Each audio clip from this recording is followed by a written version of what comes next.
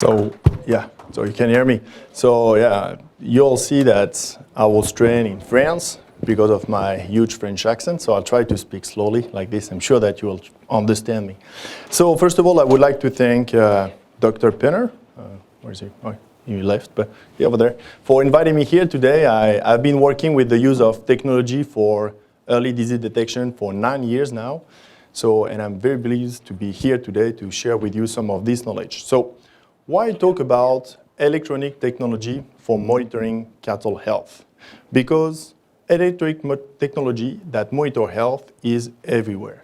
I'm sure that some of you or relative received, for example, a Fitbit or an Apple Watch or similar devices at Christmas that monitor a lot of health parameters like your heart rate, the number of steps you take a day, the distance traveled, how much time you slept last night. Similar technology is coming soon for cattle, and it's important to know what can be expected or not from this technology.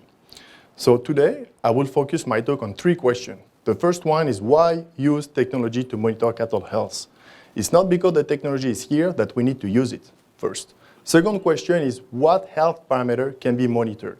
In other words, what are the health parameters health systems that are commercially available today? And I've got a few examples with me that we can discuss afterwards. And finally, my last point would be, do this technology accurately detect sick animals? In other words, can I use that tomorrow in my farm? So let's start with the first question. Why use health technology to monitor cattle?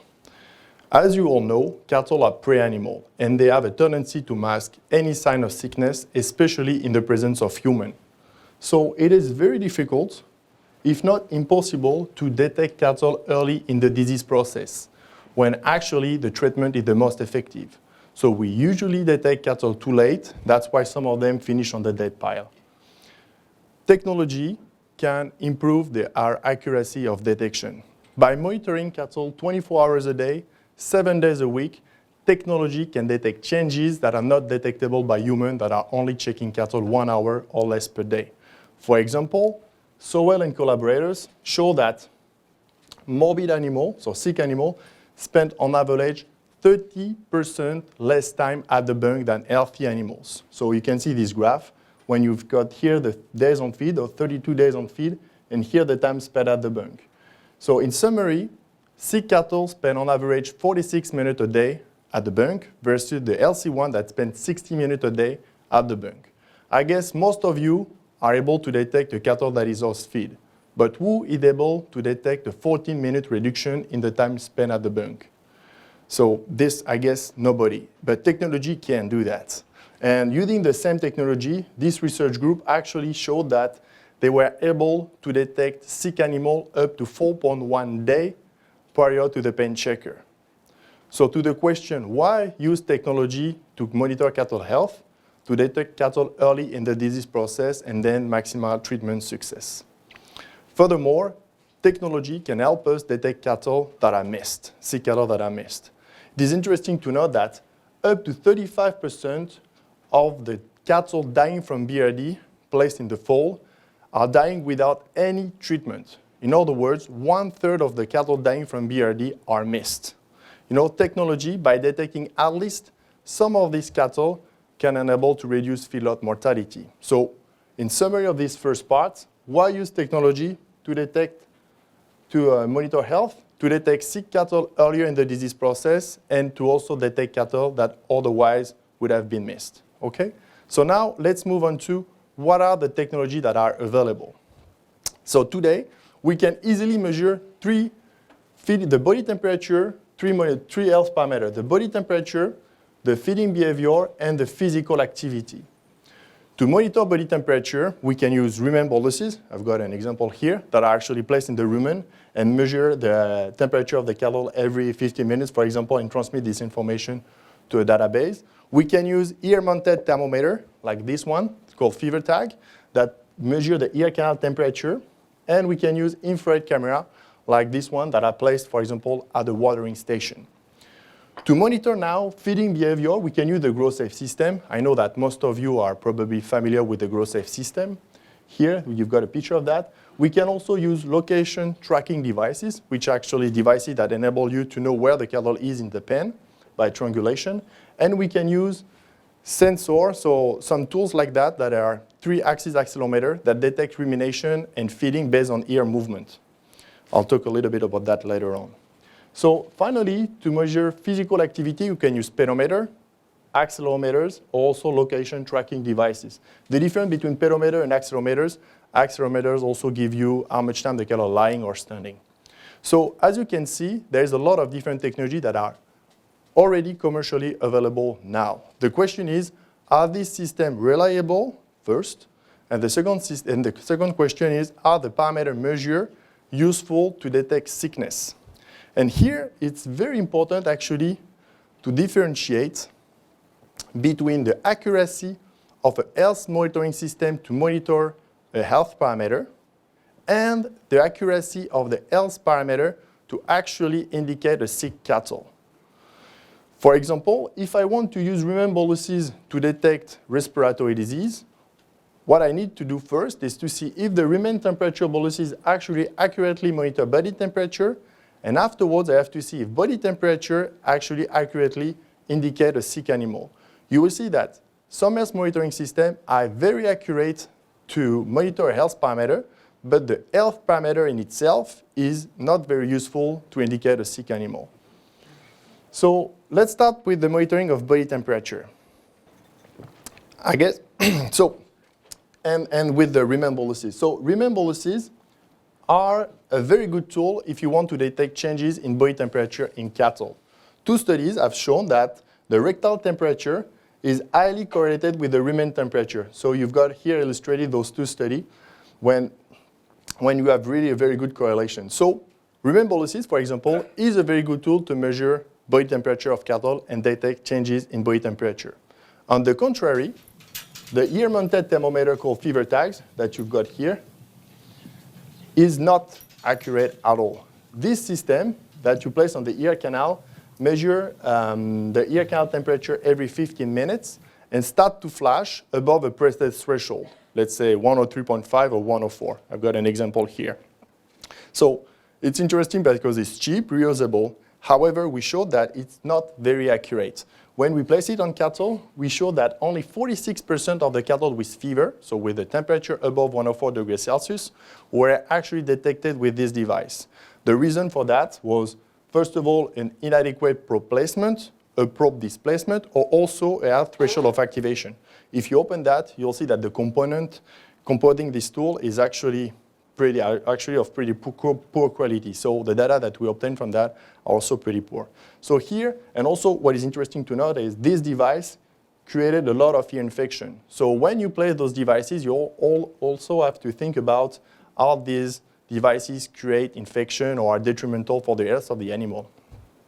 So we just saw the example of 2 systems. One is highly accurate, the rumen boluses, and one that is highly inaccurate to monitor body temperature, the fever tag. But the question is now, is fever accurately detect or indicate a sick animal? And here actually, fever occurs very early in the disease process, often within hours. So sick cattle with infectious disease always develop a fever. Don't say that a cattle that has BRD won't have fever. They will always have a fever. It's just that you are too late and you're not detecting it. But there's always a fever at the beginning of the infectious event. And this figure illustrates this well. So here you've got 4 animals, 4 heifers, and 3 of them were infected with Mannheimia hemolytica, which is a bacteria responsible for respiratory disease, whereas 1 of them remained as a control. You can see that within hours after infection, the 3 heifers were above 41 degrees Celsius, which is roughly 106 degrees Fahrenheit. So yes, to detect change in body temperature can enable an early detection of respiratory disease or sick cattle. I will use here mainly bovine respiratory disease as my disease model because it's one of the most common diseases in beef cattle. And using boluses, actually, I showed that I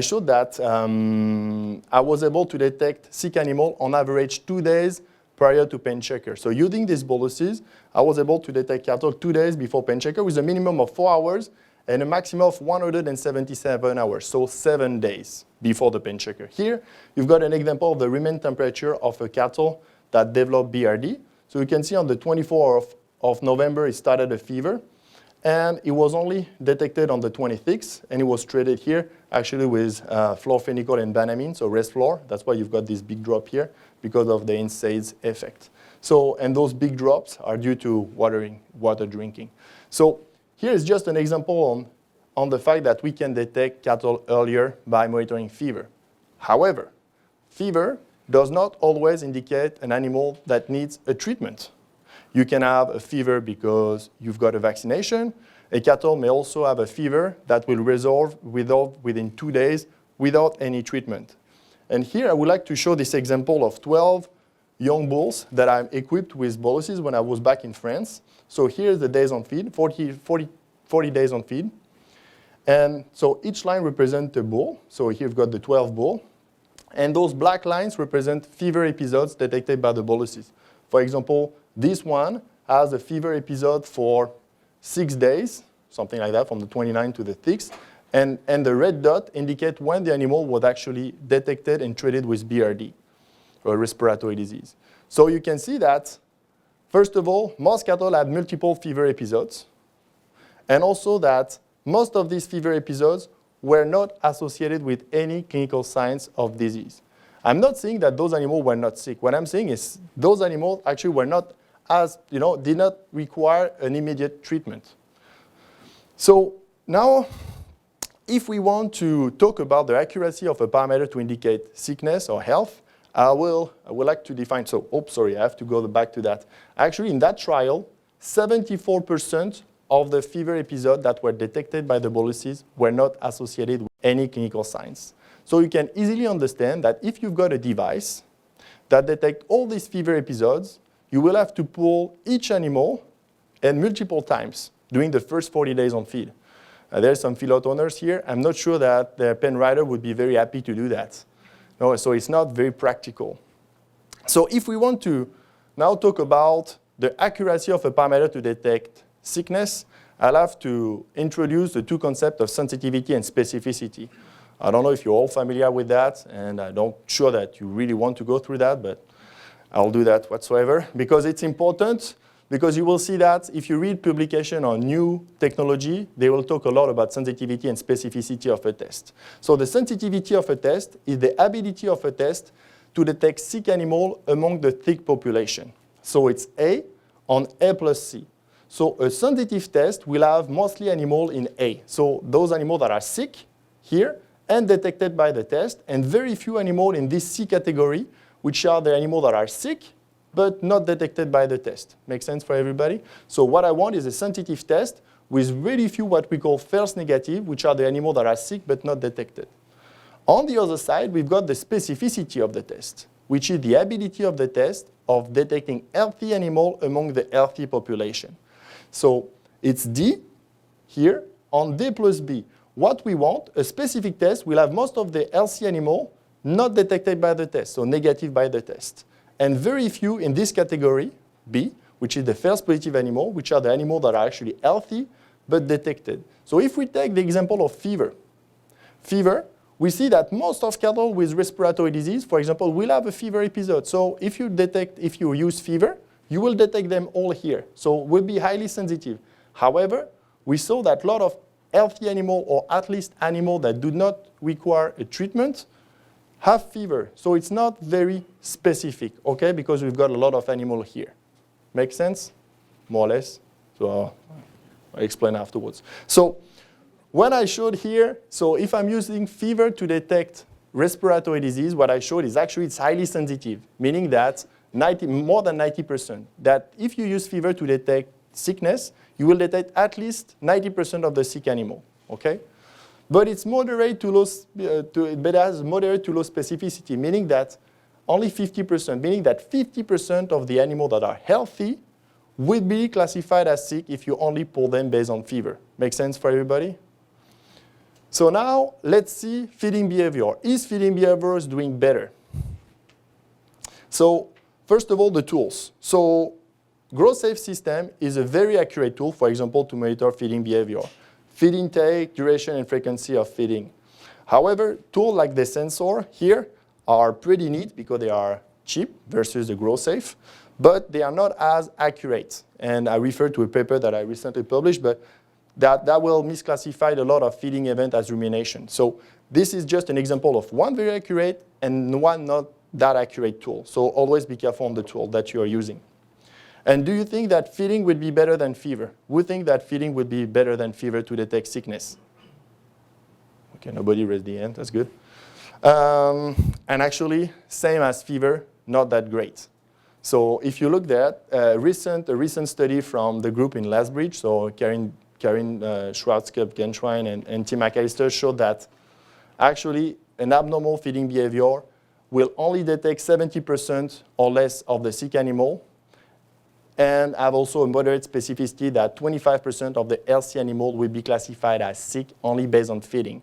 It's normal, Not all sick animals are stopping to go to the bunk, and not all healthy animals are, and not all the animals that are not going to the bunk are necessarily sick. Or they can also have acidosis or other digestive upset, etc. So it's not also very accurate. Now let's move on to physical activity. Is it good or not? So as you all know, sick cattle have a tendency to reduce their physical activity.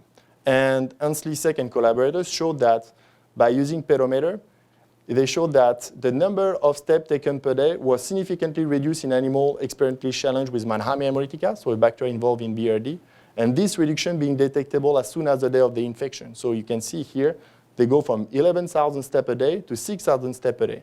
So yes, physical activity has the potential to early detect sick animal. However, when I did a big study in the feedlots, I showed that decreased number of steps taken per day actually was also moderately sensitive, 60%, meaning that only 60% were detected based on that, and a specificity of 70%, meaning that up to 30% of the healthy animal also had a reduced physical activity without being sick. So this is not very good news. Today, when Greg said, hey, can you talk about electronic technology to monitor disease? I said, yes, but I won't have very good news. None of the parameters that we can monitor today are accurate alone to detect sick animal. So what can we do to improve that? And my idea and what I'm thinking is what we need is to combine multiple health monitoring systems together instead of having GrowSafe saying you should only look at feeding behavior. What you should do is to combine body temperature, feeding behavior, and or physical activity. For example, detecting cattle that have fever, a reduced time at the bunk, and also reduced physical activity or reduced physical activity. That's what you're doing actually when you're checking cattle. You are not saying, oh, my animal is off feed, I will pull him. You said he's off feed, he looked depressed, he's separate from the other animal. So you are computing multiple information at the same time. And what we need to create is a similar system that is computing multiple information at the same time. I don't have the time here to present some of this data, but I showed that by combining fever, for example, with decreased time spent at the bunk, we can have a way more accurate ways of detecting cattle that needs treatment. Or after it's the million-dollar question is which animal needs treatment or not. That's another question. But at least we can fit and we can improve what we are doing in feedlots if we are pulling those animals based on multiple parameters. So in summary, in conclusion of this talk, we thought that technology can enable to detect cattle earlier in the disease process, that's for sure, and that can also detect cattle that are missed, probably. We saw that body temperature, feeding behavior, and physical activity can be monitored with technology that are readily available. Finally, we saw that not all technology are accurate, so be careful, and that no health parameter alone can accurately detect sick animal. So really my key message is, if you want to buy a technology, first of all, be sure that the technology is accurate. So only use technology that has been validated by a third party, that doesn't have any money involved. And secondly, also, don't believe that one health parameter would be the silver bullet. So some people will come to you and say, yeah, this tool will work. Yes, you said, but why? Are you monitoring different stuff? What is your sensitivity, specificity, the concept that I explained here that are really important? So is my tool accurate to detect step taken per day? Fine. Is step taken per day accurate to detect sick animals? Is another problem. So you really need to have all this information and discuss with the people that wants to sell you these systems before really buying it. That's really my key message today. So thank you very much for your attention. So that's the future, you know. So yeah, I've got different tools here if you want to see those.